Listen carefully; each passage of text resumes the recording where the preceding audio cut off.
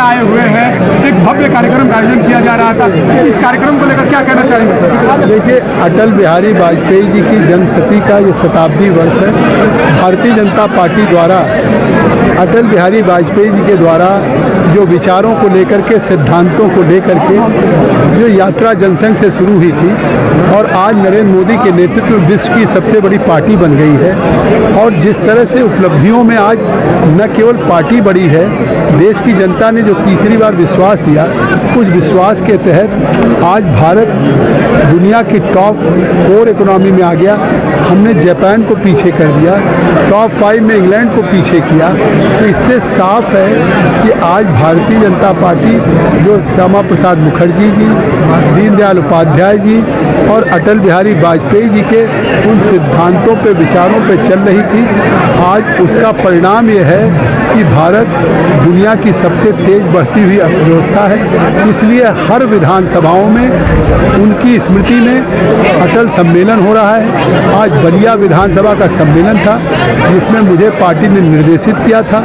मुझे खुशी है कि यहाँ के विधायक, परिवहन मंत्री श्री दयाशंकर सिंह जी ने न केवल अटल जी के उन स्मृतियों को याद करते हुए ये कहा कि हम लोग उन्हीं के सिद्धांतों के कार्यकर्ता हैं, और आज अपनी सरकार की उपलब्धियों की बात कही और खुद बलिया के लिए जो उनका पिछले 4 वर्षों का रिपोर्ट कार्ड है उन्होंने विस्तार से प्रस्तुत किया और ये कहा कि ये चीज़ें आएंगी, चाहे वो मेडिकल कॉलेज हो, जिला अस्पताल में क्रिटिकल केयर सेंटर हो, इंजीनियरिंग कॉलेज हो, स्पोर्ट्स कॉलेज हो, या इस तरीके से बाईपास हो, किसी हाईवेज की बात हो रही हो, या इलेक्ट्रिक बसों की बात हो रही हो, या जिस तरह से गाजियाबाद में, नोएडा में 2 राज्यों में इंटरनेशनल या इंटर स्टेट बस स्टेशन बन रहा है, ऐसा बैरिया में यूपी, बिहार, झारखंड और छत्तीसगढ़ उसका एक इंटर स्टेट बस स्टेशन बनने जा रहा है, ISBT जैसे दिल्ली में।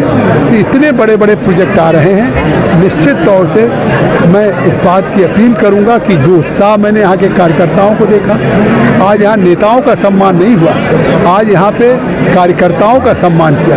और Bharatiya Janata party with the difference है, अन्य पार्टियों से भिन्न है। इसमें कार्यकर्ताओं का हम सम्मान करते हैं। आपने देखा सभी को अंगवस्त्र से यहाँ के दयाशंकर सिंह जी जो मंत्री हैं, विधायक, उन्होंने सम्मान किया। जिला अध्यक्ष संजय मिश्रा जी के नेतृत्व में इतना बड़ा सफल कार्यक्रम हुआ, तो निश्चित तौर से इस बात का संकेत है कि 2027 के चुनाव में यहाँ की 7 सीट पर कमल खिलेगा।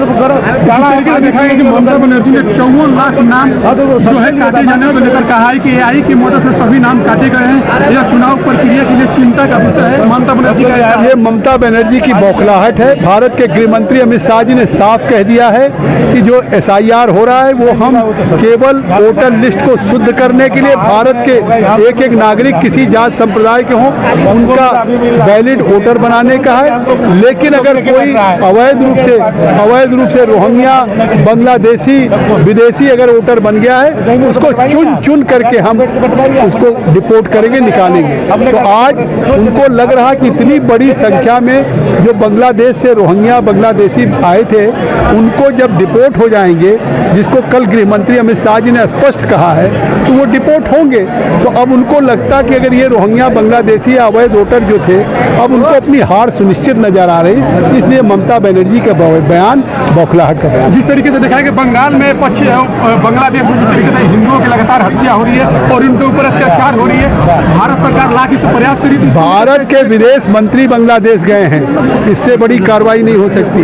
बांग्लादेश वादा कर रहा है कि हम वहाँ के अल्पसंख्यकों को सुरक्षित करेंगे। भारत ने वहाँ के हाई कमिश्नर को बुला के कहा है और निश्चित तौर से इस मामले पे बांग्लादेश को कार्रवाई करनी है। यूपी में ड्राफ्ट वोटर लिस्ट को लेकर तारीख बढ़ाने को लेकर कहा है कि चुनाव का मतदान और प्रतिशत रिजल्ट देरी से आने को लेकर आशंका जताई है, और उन्होंने कहा कि आशंका ड्राफ्ट वोटर लिस्ट की तारीख बढ़ाने पर उन्होंने चिंता जाहिर किया है। इसको क्यों किया? 2027 में चुनाव है। अगर SIR की डेट बढ़ रही है, SIR में आपत्ति मांगी जा रही, तो इसका मतलब किसी का नाम अगर कहीं कट गया तो उसको अवसर न दिया जाए कि वो अपना नाम जुड़वा सके। अगर किसी का नाम, कोई वोटर नहीं रह गया, डेथ हो गई और उसका नाम आ गया है, तो वो डिलीट न किया जाए, या कोई ट्रांसफ़र हो गया तो उसका नाम एक जगह से दूसरी जगह नहीं भेजा जाएगा। तो इस तरीके से अगर एक पहली, और SIR पहली बार नहीं हो रहा है, कि क्यों उठा रहे हैं? आपने देखा गृह मंत्री अमित शाह जी का लोकसभा में बयान था कि जवाहरलाल नेहरू के जमाने में भी 3 बार हुआ, इंदिरा गांधी के भी जमाने में हुआ, अटल जी के जमाने में हुआ, और आज अब नरेंद्र मोदी जी के जमाने में हो रहा। 2005 के बाद 20 वर्षों के बाद ये पहली बार हो रहा। तो इसलिए हो रहा कि वोटर लिस्ट को शुद्ध किया जाए।